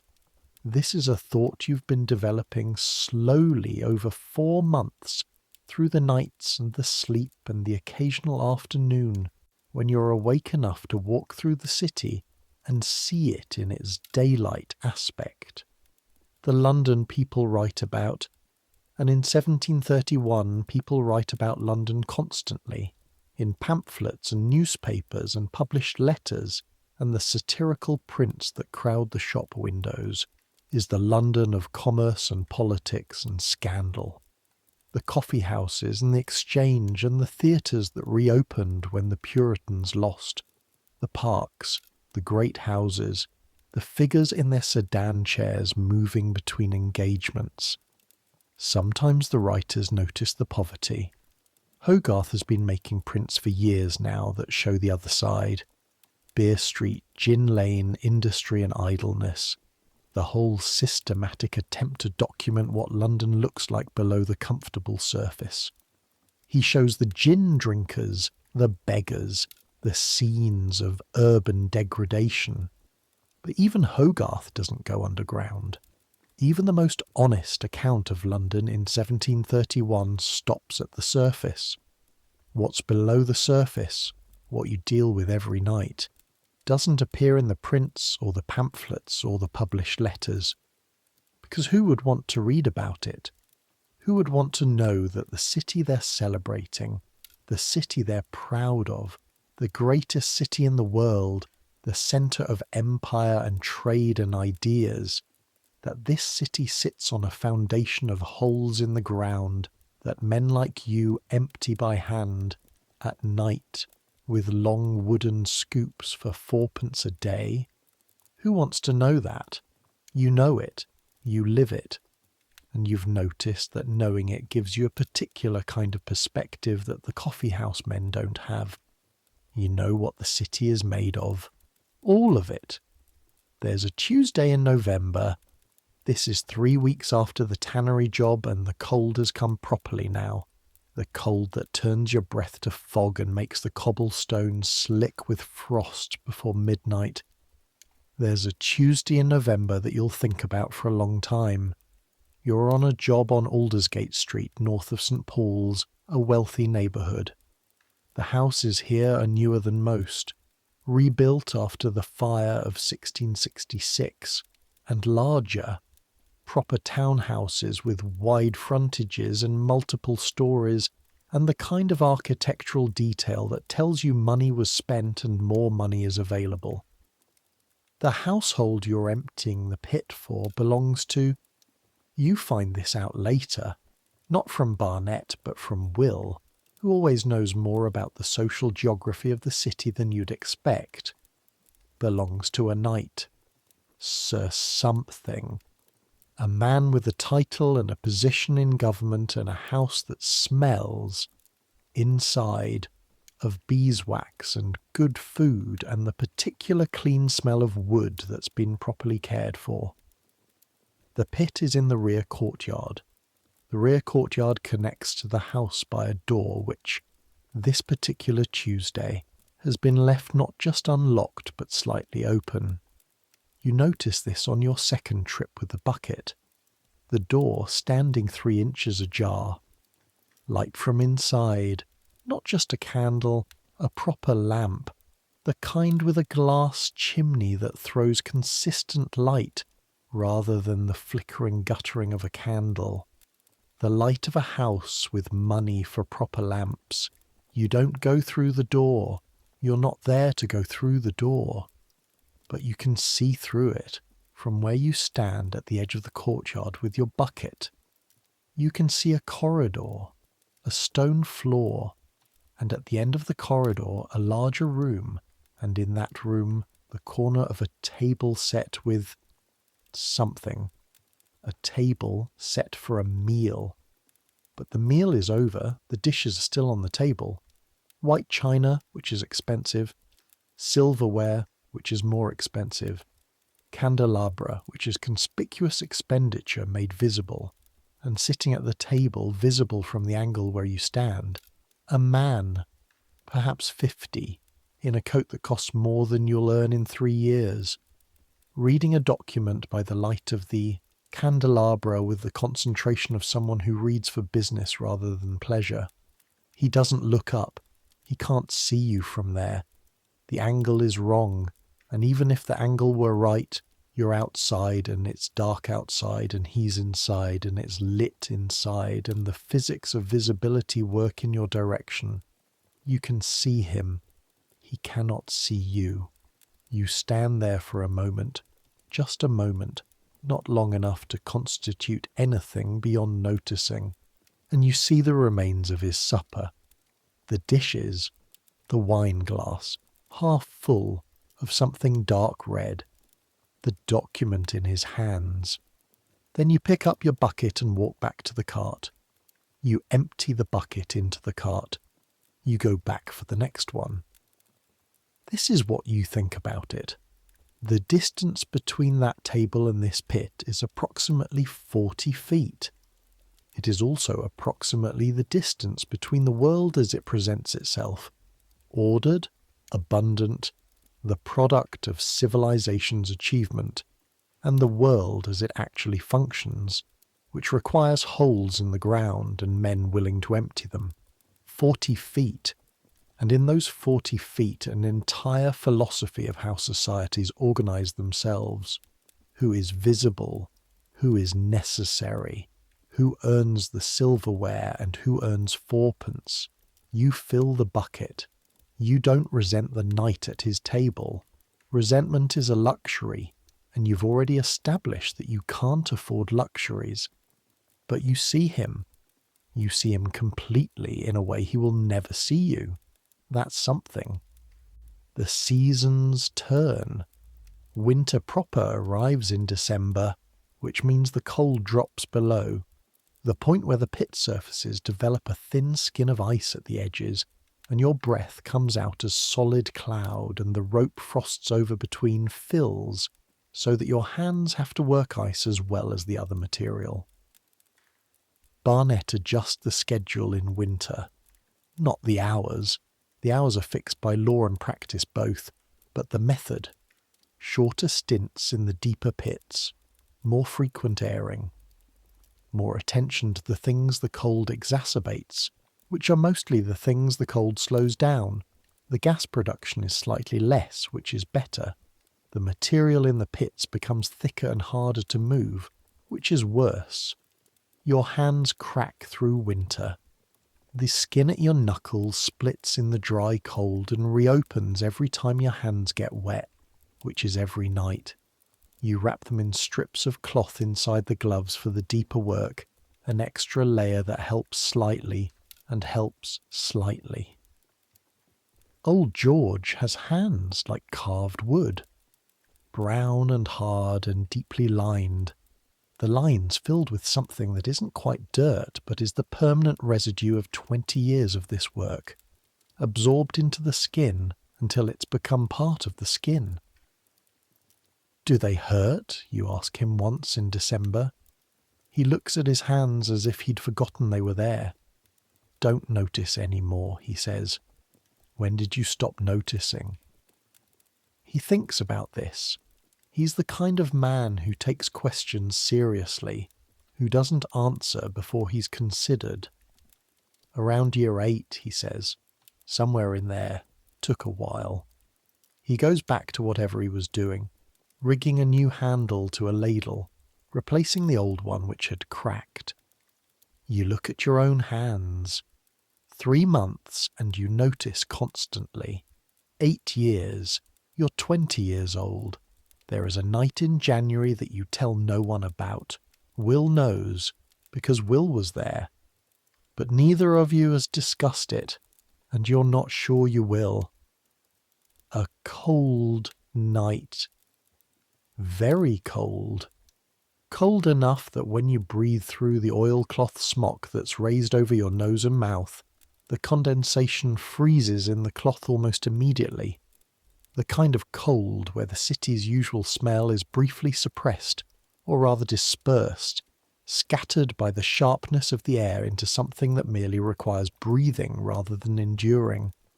The job is in the Bermondsey area, east of Southwark.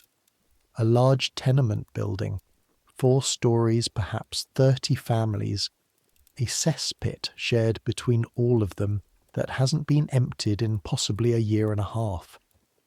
One of the things you've learned, the poorer the household, the longer between emptyings. Not because the poor are more tolerant of it. They're not. They live closer to it. The smell is more present in their daily lives than in a knight's townhouse, where the pit is 100 feet from the living quarters. But because the emptying costs money, and the cost to an individual is proportional to their income in a way that makes the service effectively more expensive for the people who can least afford to wait.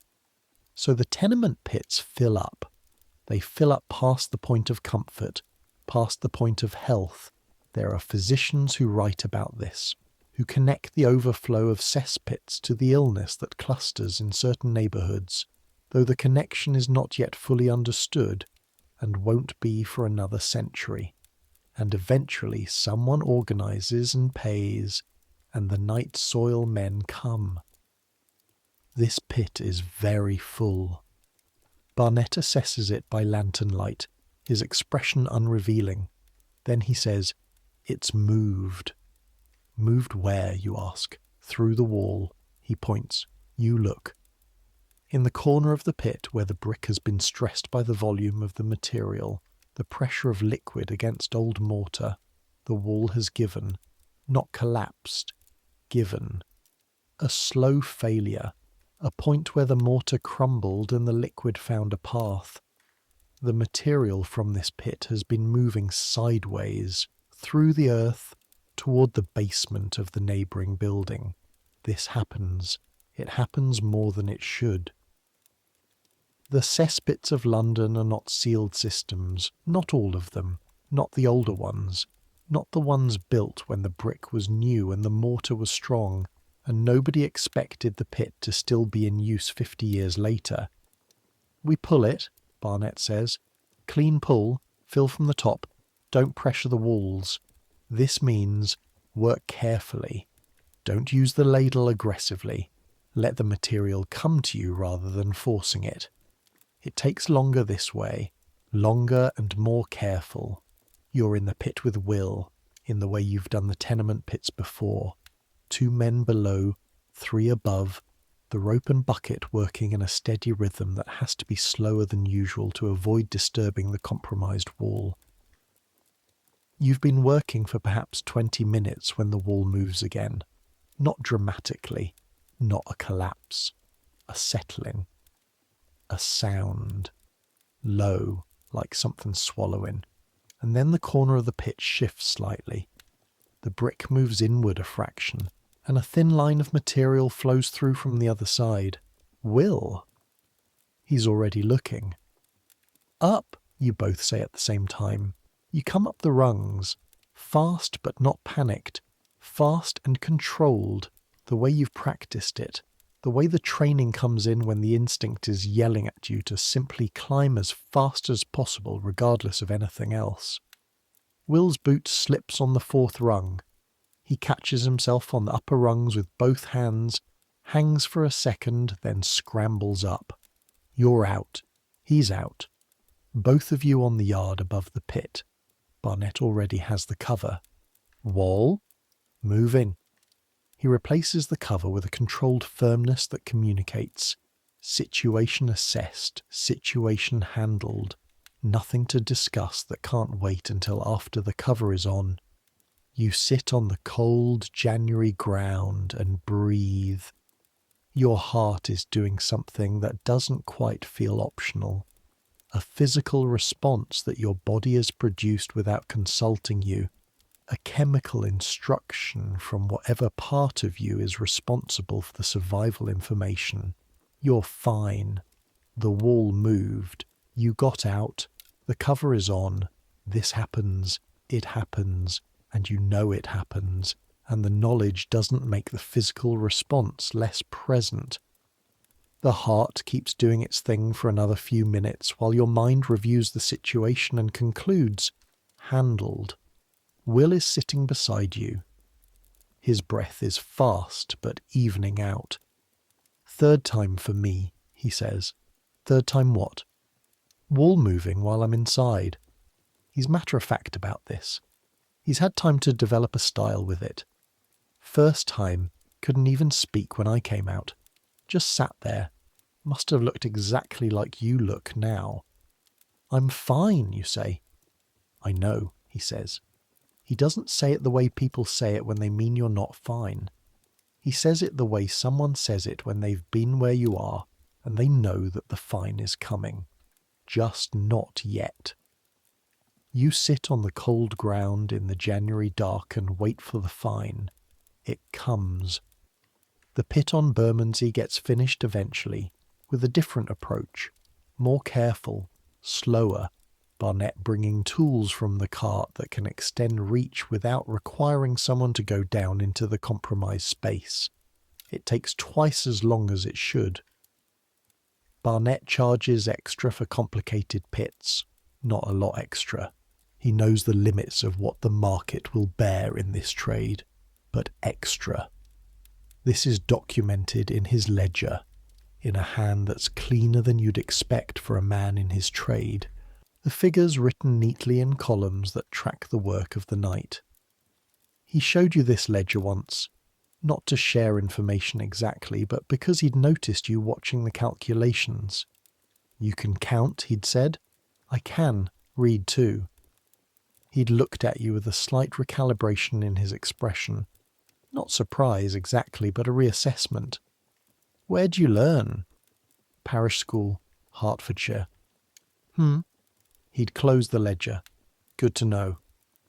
Since then, occasionally, he asks you to check his addition. Not because he makes errors. His addition is impeccable. But because it's a way of using the thing you have. The thing you brought from Hertfordshire, along with your bundle of clothes and the letter of introduction, and the naive optimism about what steady work meant. You check his addition. He nods. You go search to the ropes and the bucket. But something has shifted slightly. Something about being seen as a person with particular capacities, even here, even in this. Spring comes late and feels reluctant. March in London is the month that can't decide, that gives you warm days and then takes them back with cold nights and rain, that doesn't commit to being either winter rain or spring rain, just exists in the ambiguous space between.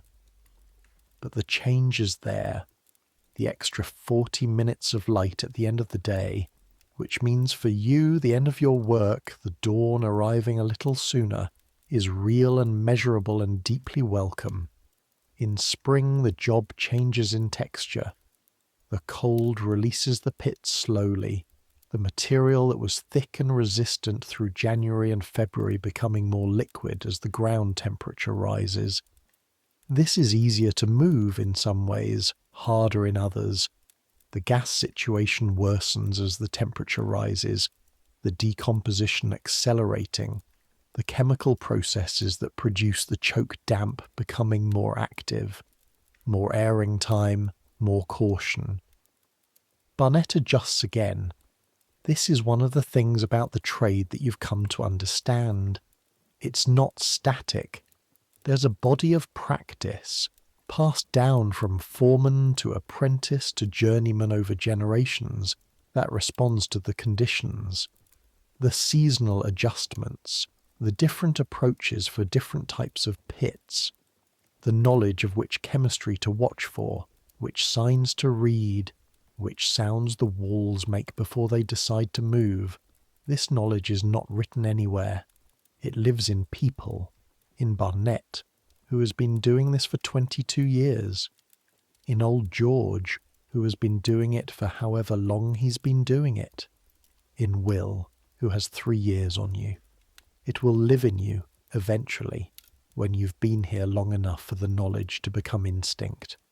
On a warm evening in April is the one month where the work is almost bearable, where the temperature is mild enough to not be miserable, and the gas situation hasn't yet reached its summer intensity. On a warm April evening, you do something you haven't done in the 7 months since you arrived. You walk north of the river, not for work. The work is always south or east or in the city proper, wherever Barnett's contracts run. But on a Sunday afternoon, in the hour before you need to sleep in preparation for midnight, You walk across London Bridge and into the city itself. You've done pieces of this. You've crossed the river at Horsley Down. You've been to the Smithfield area for work. But you haven't simply walked in London as a visitor since that first arrival, when everything was too large and too loud and too much to take in. Now you walk slowly, the bridge first. The buildings on either side, the houses and shops that have grown on the bridge itself, turning a river crossing into a street suspended over water. Below, through the gaps between the buildings, and there are gaps, places where the construction leaves breaks in the wall, below you can see the Thames. The water is high this afternoon. The tide coming in, pushing upstream, the current reversing. Ships moving slowly in both directions, those going with the tide moving faster than those going against. You lean on a rail at one of the gaps and watch. You know the river. You've been to it at 4 a.m. You've seen it in the grey light of pre-dawn, smelled it at its low tide worst, watched it receive what the city produces. This high tide, mid-afternoon, April version of the river is another animal entirely. The light on the water, the movement of it, the extraordinary number of boats, small wherries carrying individuals or small groups, larger vessels, the working boats of the river trade, moving cargo from ship to shore and back again, and in the distance downstream, the masts of ocean-going ships anchored in the Pool of London. Those masts, those ships have been to places you can only imagine. They've been to the Indies, east and west, to Africa, to the Americas. They've carried goods from one end of the world to the other and back again, and they anchor in the same river that receives, at Horsley Down, what you empty from the pits of London. This is the world. This is how it all connects, if you follow the threads far enough. You walk north from the bridge and into the city proper. The streets around St. Paul's are wide by London standards, rebuilt after the fire, given more room. The grand plan of Wren and the rebuilders imposed on the medieval street pattern that reasserted itself everywhere else. The cathedral is visible from several streets away, the dome rising above everything, enormous and grey and strangely peaceful for something so large. You've seen it before, that dome. You've seen it from the river on your way to Horsley Down, the silhouette of it against the dawn sky. You've seen it from the south side of the river, from the Southwark streets where you live and work, but you haven't stood beneath it. You stand beneath it now. The scale of it is impossible to register correctly from ground level. Your eye keeps trying to fit the dome into a framework it can understand and failing, because the framework it's being asked to understand is too large for any frame you can hold. Wren built this, designed it, stood here and watched it rise stone by stone over 35 years. It was finished in 1711, 20 years ago. The men who laid the highest courses of the dome were still alive when you were born. It's that recent. The finial at the very top, the ball and cross, is 365 feet above the ground. 365 feet. You tilt your head back and look at it. A group of men passes behind you, merchants by their dress, talking about something financial in the particular shorthand of men who talk about money all day, and have compressed the language to its essentials. They don't look at the dome. They've seen it every day. The remarkable has become ordinary for them. For you, it's still remarkable. You hope it stays remarkable. There's something in the ability to still be struck by things, to still be capable of standing under a 365-foot dome and feeling the size of it in your chest. The people who've stopped being able to do that, and you can see them everywhere in this city. The ones who've been here so long and worked so hard that everything extraordinary has become furniture. Those people seem diminished somehow, reduced. You don't want to be reduced. You want to keep seeing. Even from the bottom of a cesspit, especially from the bottom of a cesspit, you want to keep seeing what's remarkable about the world. You sit on the steps of St. Paul's for 20 minutes and watch the city move around you. Merchants, clergy, a woman with a basket of flowers, a man in a fine coat who looks important and knows it. 2 boys, perhaps 10 years old, chasing something. A dog or a rolling hoop or simply each other through the open space around the church. Nobody looks at you twice. You're cleaned up today. Proper clothes, not work clothes, the oilcloth smock hanging in the yard, and you're sitting calmly and taking up reasonable space, and therefore you're ordinary, unremarkable, just another Londoner having a Sunday afternoon. This invisibility is different from the nighttime kind. At night, you're invisible, because the city has agreed not to look. During the day, on the steps of St. Paul's, you're invisible because you look like everyone else, because you've learned to wear the city's daytime costume convincingly enough that nobody can see the nighttime underneath it. You're both things simultaneously. The man on the cathedral steps and the man in the pit, the Sunday afternoon Londoner and the midnight worker, the person who reads Barnett's ledger and the person who hauls the rope. You are all of this. This is who you're becoming. 7 months in, something shifts in your relationship with the work. Not a dramatic shift, not a single moment. More like the way the seasons change, gradually enough that you can't point to the day it happened, only look back and see that it has. You stop dreading the start of the shift. This is the change. For the first month, every midnight bell was followed by a moment, small, private, of resistance. The body's desire to stay horizontal, the mind's preference for the warmth of the bunk over the cold yard, the instinct that said, this is not what you should be doing. That instinct has quieted, not because the work has gotten easier. The work hasn't gotten easier. The work is what it is and will be what it is. But you've stopped fighting it as a concept and started engaging with it as a practice. There's a difference. The practice has a logic to it, a body of knowledge that you're accumulating slowly in the same way you'd accumulate any craft knowledge, through repetition and failure and the guidance of people who know more.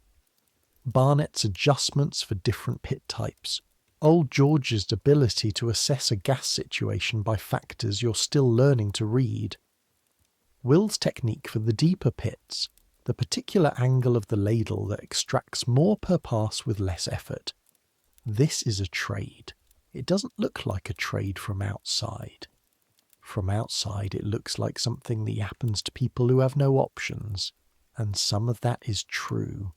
You're here partly because you had limited options, and the men who've been here longest are mostly here because their options narrowed to this. But inside the work, there's a logic, a system, a body of practice that requires skill and judgment, and the kind of physical intelligence that comes from knowing your tools and your material and your environment deeply enough that you can make good decisions quickly in bad conditions. You're learning that. You're still at the beginning of learning that. Barnett has been learning it for 22 years and he's still making adjustments. There's a man named Sperry who you meet in early summer at the yard on Dead Man's Lane. He arrives one evening unannounced while the crew is preparing the carts for the night's work. A well-dressed man, not merchant class but above artisan, with a coat that's clean but not new and boots that have seen real walking. He carries a notebook and a stick of lead for writing.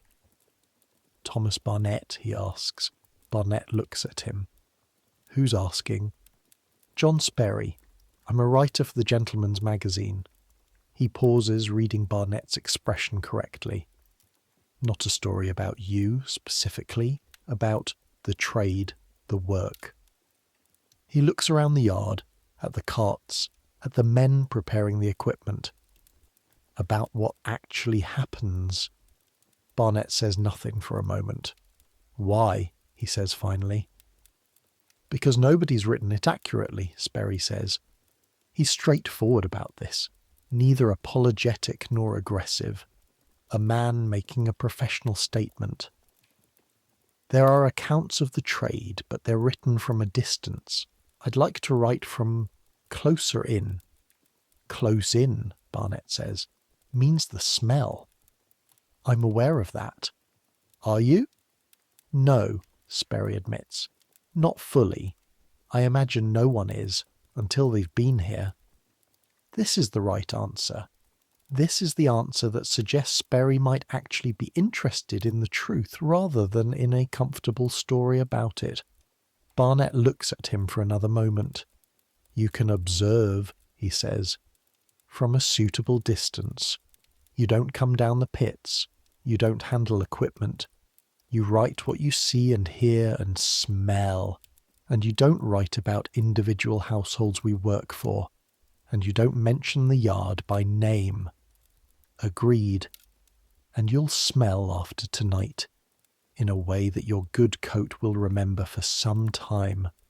Sperry looks down at his coat, a brief internal conflict visible in his face. "Agreed," he says again. So Sperry comes with you that night.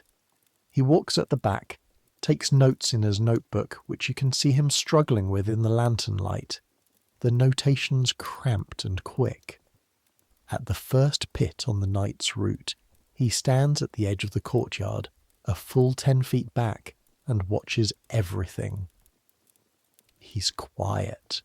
This is what you notice. He doesn't ask questions during the work.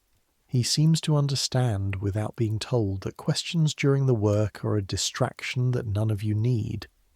He saves them for the waiting times, the airing times, the transitions between houses. "How long have you been doing this?" he asks you during one of the airing waits. 7 months. "Where did you come from before?" "Hertfordshire," he writes. "Something." "And you knew, when you came, what the work was?" "My uncle was vague." He looks up from the notebook. "Would you have come if you'd known?" You think about this honestly. "Probably," you say. "I needed work. There's not much else that pays steadily without training." "Do you consider yourself trained now?" "Getting there." He writes this. You watch the candle flame at the pit edge.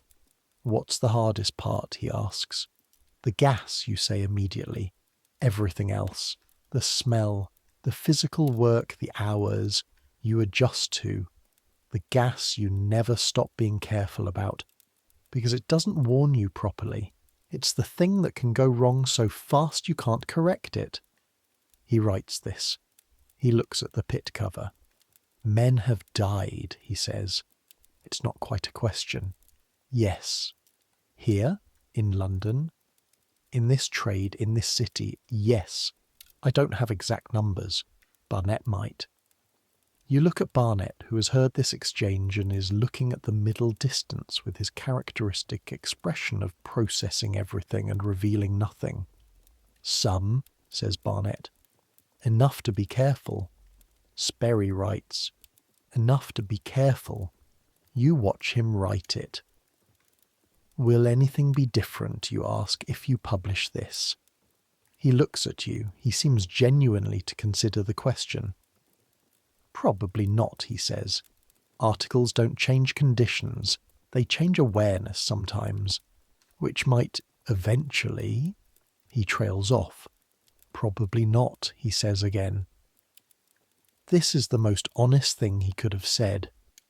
You go back to the bucket. Sperry's piece appears in the Gentleman's Magazine in September. Barnett has a copy, brought by someone who saw it and thought he'd want to know. You read it in the sleeping room on a Sunday afternoon, sitting by the small window where the light comes in. The piece is fair. It's more than fair. It describes the work accurately, without sensationalism, and without the kind of sanitizing distance that would have made the work seem less than it is.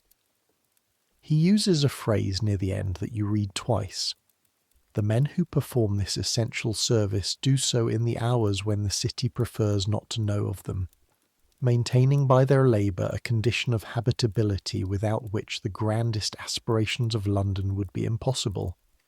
They are in the truest sense the foundation of the city, not in the metaphorical way that moralists apply the term to the poor in general, but literally, working beneath the ground on which all the rest stands. You read this again. The foundation of the city. Old George is asleep in his bunk, Barnett is in the yard, Will is out somewhere. You sit with the magazine in your hands and read the sentence one more time. The foundation of the city. You're 20 years old. You earn 4p a day. You have hands that look older than your face. You are, in the truest sense, the foundation of this city. That might be the first time anyone has put it in words. There is a night in late summer when the work is almost unbearable. August in London is what July in London promises and then usually fails to deliver. But this year the heat comes properly and stays. The days are 30 degrees or more. Not that anyone measures in those terms yet. But you feel it in the way the city smells, and in the way the animals move through the heat, and in the way the river at low tide produces something that rising off it hits you at 10 paces and makes your eyes water at 100. The pits in August are different. The temperature accelerates everything. The decomposition, which is always happening, happens faster. The gas production, which is always a concern, becomes more urgent. The material itself is less dense, more liquid, which makes it easier to move but produces more vapour. Barnett adjusts, shorter stints, more airing, longer waits. The work takes twice as long, which means by the time you reach the river at Horsley Down for the dump, the sky is beginning to genuinely lighten, and the city that you're meant to be invisible in is waking faster than you'd like. One night in August, you come out of a pit on a street near Cheapside, City of London proper, prime commercial real estate, a pit belonging to a baker whose oven is directly above the cesspit, a situation that adds a layer of complication to the already complicated gas situation. You come out of this pit and find that the city has woken up around you. The baker himself is at his door. He sees the cart, he sees the crew, he sees the lanterns, which you're still carrying even though the sky is light enough to show them as redundant. He looks at you. You look at him. He's a big man. Flour on his apron, redness in his face from a morning already spent at the oven. He's probably been awake since 3, which means you and he were awake at the same time, working in adjacent layers of the same building. He opens his mouth. You brace for whatever's coming, for the dismissal, the irritation at finding you still here when you should be gone, the expression that says you're in the wrong place at the wrong time and the wrong time is any time I can see you. He says, "Take this." He hands you a bread roll, still warm, flour on the crust. You stare at it. "Go on," he says. "You lot have been working all night. Take it." He looks at Barnett. Barnett, after a barely perceptible pause, nods. The baker goes back inside. You stand on Cheapside in the August dawn with a warm bread roll in your hand. It's the best thing you've eaten in recent memory. Not because of the bread, because of what it represents. A moment where the invisible became visible, and the visible responded with something other than indifference. You don't tell anyone about this. It's not a story you have words for, but you remember it. A year in, a full year. You know this because Barnett notes it in his ledger and tells you, in his way, not with ceremony, not with anything that could be called acknowledgement really, but with the specific quality of a statement that has been considered before being made. Year, he says, one morning in October, as you're doing the cart clean down. You've been here a year. Yes, you're not going to leave. It's not quite a question. I don't think so. He nods, continues. Old George is going to be training down next year. His back. He'll still work, but less pit time. You understand what he's saying. You'll take on more of old George's duties, more complicated jobs, more decision-making, more responsibility for the things that can go wrong. Right, you say. You learn from him first, Barnett says. Everything he knows. He doesn't volunteer things, you have to ask. Ask him. About what specifically? Everything. The pits that have unusual geology, the families he's dealt with who are trouble, the winter adjustments, everything. Barnett looks at you directly, which is unusual. He knows things that aren't written down anywhere. When he goes, they go with him unless someone learns them. You hear this clearly. I'll ask, you say. Barnett goes back to cleaning the cart. The conversation is over. The next chapter has begun. You ask old George things, on the waiting times, the airing times, the transit between jobs. He's not forthcoming exactly. Barnett was right that he doesn't volunteer.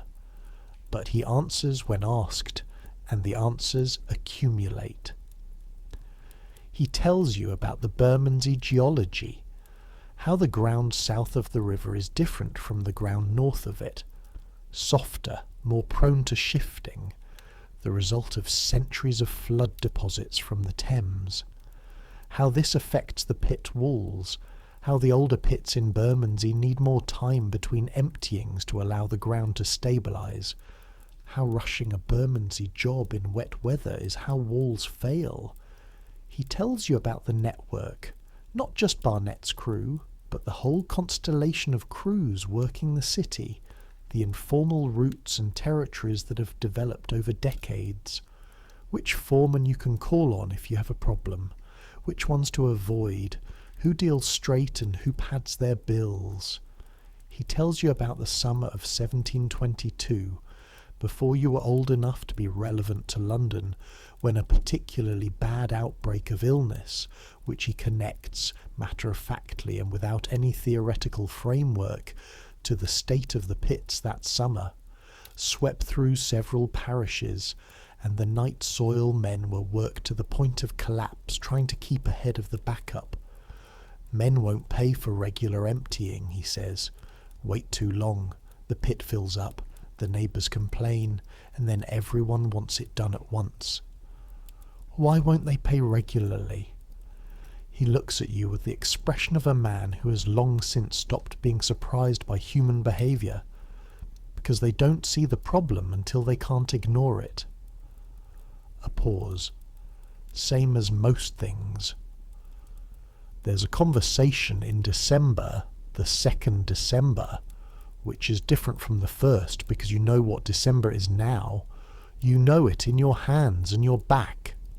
Conversation with Rabbit, who has been here 18 months and has therefore transformed into something you recognise. He's no longer flinching. He moves through the yard and the pits and the streets with the practised economy of a man who has done this long enough to shed unnecessary motion. His eyes are cleaner than they used to be, not the eyes themselves, but the expression in them, the specific kind of clarity that comes from spending a lot of time in darkness, and therefore appreciating what you can see when there's light. Do you write home? He asks. You're sitting on the yard wall after the clean down. The December cold less cold than it was this time last year. Your baseline has shifted, or your tolerance has, or both, and the morning light is thin and clean. Sometimes you say, my mother, my uncle. What do you tell them?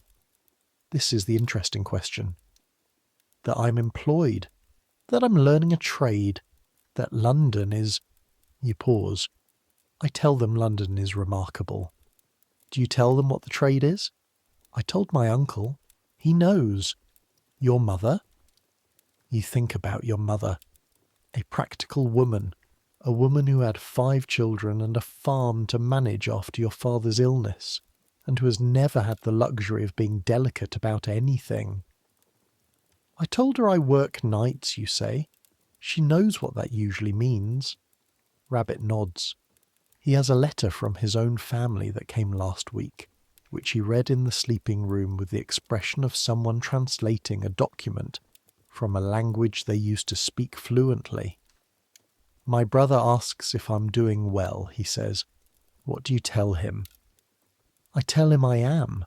He pauses, which is true, mostly. Another pause. Different from what I thought I'd be doing when I left. What did you think you'd be doing? He shrugs. Something cleaner, metaphorically. What's cleaner metaphorically, you ask? I don't know. Counting things. Working in a shop. The kind of work that has a tidy end at the end of the day and you don't. He stops. Smell like the work when you leave, you finish. Yeah. You both sit on the wall. Does it bother you? He asks. You think about this honestly. Less than it should, probably, you say, which bothers me more than the smell does. He laughs. It's a short, genuine laugh, the kind that comes from recognition. The view from anywhere high enough in London is, you find this out in your second spring when you walk up to the top of Ludgate Hill on a clear March morning. The view from anywhere high enough is the city's truest character. Ludgate Hill is not especially high, but it's high enough in a city that's mostly flat to give you something like a perspective. You're standing on the steps of St. Paul's again, the same steps, a year and some months after the first time. Different morning, different light, and you're different too. More of the city has been absorbed into you, and you carry it differently, the way you carry an oilcloth smock that's been worn enough to mould itself to your shape. The city spreads out in all directions. You know parts of it that tourists don't know. You know the back courts and the side passages. You know the geography of what lies underneath, where the ancient pits are, sited by decades of practice, where the new construction has disrupted the old patterns, where the ground is solid and where it's soft. You know which chimneys are over kitchens and which over workshops. You know the sound of different streets at 2 a.m. You know the smell of the river at every tide. And you know that underneath this city, underneath the cathedral steps you're standing on, underneath the coffee houses and the Royal Exchange and the theatres and the parks, underneath all of it is the other city, the underground city, the city of holes in the ground and underground streams and the accumulated geology of 2,000 years of human occupation, the city you work in, the city that makes this one possible. You stand on the steps and look out at the rooftops, and you feel, for the first time since arriving, genuinely, completely, without reservation, that you belong to this place. Not the polished surface of it, not the coffee houses and the silk coats and the important men reading important documents at candlelit tables, but London itself, the thing under the surface, the actual machinery of the actual city. You belong to that. You know it in a way that most people standing on these steps never will. The sun is higher now. Spring sun, tentative still, but real.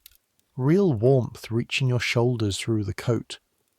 Somewhere below and behind you, in the underground geography of the city you know better than anyone who walks these streets, the pits are waiting, quietly accumulating the daily production of several 100,000 lives, building toward the point where someone will need to be called, where the invisible work will need to be done, where men with lanterns and ladles and rope will arrive at midnight and do what needs doing. They'll do it while the city sleeps.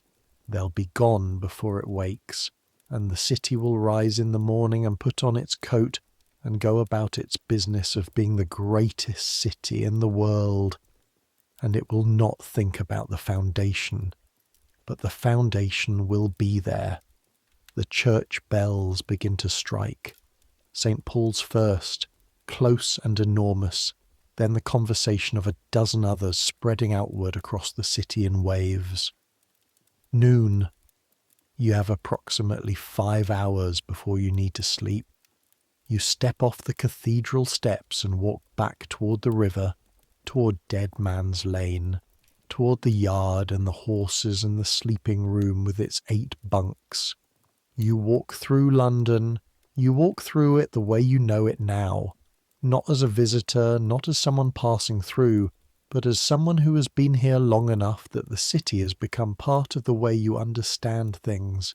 The streets are familiar, the sounds are the sounds of your days, the smell, even in the middle of the day, even at the clean end of this particular morning, is the smell of this place, with its layers and its honesty and its complete indifference to what anyone thinks of it. You walk, a dog crosses your path, a cart loaded with barrels rattles past. A woman at a window 3 floors up is beating something clean, the sound of it faint and regular and domestic. You walk. That night, at midnight, the bells again, the yard, the horses, Barnett with the lantern. Bermondsey first, Barnett says. 2 jobs, then Aldgate. You pull on the oilcloth smock, the familiar weight and resistance of it, the slight stiffness that never fully goes away. Your hands flex inside the gloves. Your back is fine tonight, ready. Will is already by the first cart checking the seal on the hatch. Rabbit is with the horses. Old George is moving slowly but purposefully in the particular way that says he has done this thousands of times, and his body knows before his mind does exactly what the next hour requires. The yard gates open, the cart rolls out into Dead Man's Lane, the city is dark, you walk beside the horse, and here, now, in this moment, not the midnight moment, but this one, let the world go quiet. You've been in the pit. You know what it costs. You felt the rope in your hands and the cold in your boots and the particular kind of tired that comes from working through the hours when the body says, lie down, and you have lain down. You'll lie down again. But for now, just let yourself drift. The city is quieter where you are. The sounds are getting softer. The cart wheels on the cobblestones, quieter now. The horses' steps, slower, more distant. The bells, always the bells, the city marking the hours, fainter now, as if they too are beginning to rest. You're warm enough, you're fed enough, you're safe enough, not perfectly warm, not perfectly fed, not perfectly safe, but enough. These things, enough warmth, enough food, enough safety, are things most of the people in the sleeping city don't know they have. They have them without noticing. The luxury of enough is only visible when you've been close enough to not enough to tell the difference. You know the difference. That's yours. Nobody can take it. Let the weight of the day settle. The weight of all the days. 7 months, 12 months. The year turning over and turning again. The pits that you've emptied. The walls that have held and the one that didn't. Quite, but held enough. The gas that you checked and the flame that stayed steady. The buckets you've hauled. How many? You stopped counting months ago. the buckets beyond counting. 40 per job, 3 jobs per night, 6 nights per week. The arithmetic of the work, the arithmetic of being the foundation of a city. It settles, it becomes quiet. Think about the bread roll. The baker on Cheapside, August dawn, flour on his apron. The warm bread in your cold hand. The moment where the invisible became visible, just for a moment, and was met with something simple and good. Think about old George's hands, like carved wood. 22 years of the work absorbed into the skin until they are the work, until the hands and the tool and the job are the same thing. Think about the view from the cathedral steps, the rooftops, the river, the ships, all of it sitting above the city, you know. Think about what you know. What you know is worth knowing. It's not nothing. It might be the truest thing about this city, the thing that keeps the rest of it possible. Centuries will pass. The streets of London you walked in 1731 will be buried under other streets. The pits will be replaced, eventually, in a century that's coming, by pipes and sewers and the vast underground infrastructure that will finally do what the pits tried to do and couldn't quite manage. The city will grow past anything you can imagine from here, past anything anyone can imagine from 1731. But the people will still need this. The fundamental need, the one you spend your working life attending to, will never go away. It will just be made cleaner, easier, made invisible in a different way. The work will become something no one thinks about, which is, in its way, exactly what you've always been doing, making the city function so well that no one has to think about why it functions. Let the thinking slow. Let it become something softer. The body knows what the mind is still figuring out, that rest is not wasted time, that the hours of sleep are not absent from the work. They're the part of the work that makes the rest possible. You've earned this. You've earned it with your hands and your back and your careful attention to the flame of a candle in a dark pit, with your knuckles and your tolerance and the particular skill that comes from doing a hard thing with precision for long enough that it becomes craft. You've earned rest. Take it. The sounds of the yard are very far away now, the horses shifting in their stalls, Solomon, Mercy, Black Tom, the bishop with his expression of dignified judgment, very far away. The sleeping room is small and cold and home. The candle is burning low. Old George is already somewhere you can't reach. Will's breathing is slow and even. You close your eyes. The city continues, as it always continues, as it has continued for centuries, as it will continue for centuries more.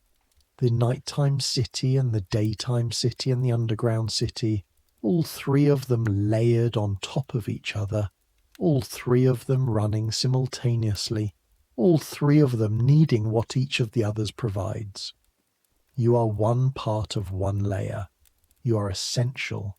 You are invisible. You are here. Let sleep come.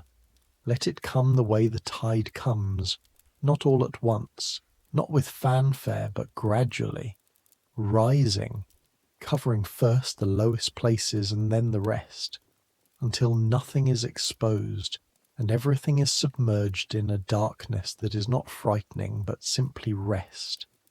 The bells are very far away. One last bell, marking some hour you don't need to know. It's enough. It's enough. It's enough. Good night.